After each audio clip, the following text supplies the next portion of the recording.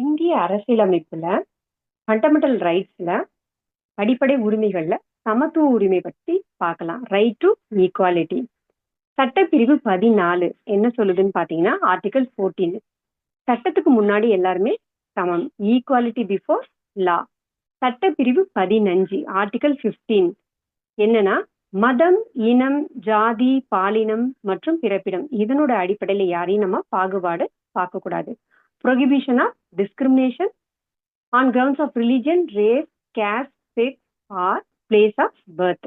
அடுத்தது வந்து பாத்தீங்கன்னா சட்டப்பிரிவு 16 ஆர்டிகல் 16 பொது வேலைவாய்ப்புல எல்லாத்துக்குமே சம வாய்ப்பு அளிக்கிறது. Equality of opportunity public employment. சட்டப்பிரிவு 17 ஆர்டிகல் 17 தீண்டாமைய வந்து ஒழித்தல். Abolition of untouchability.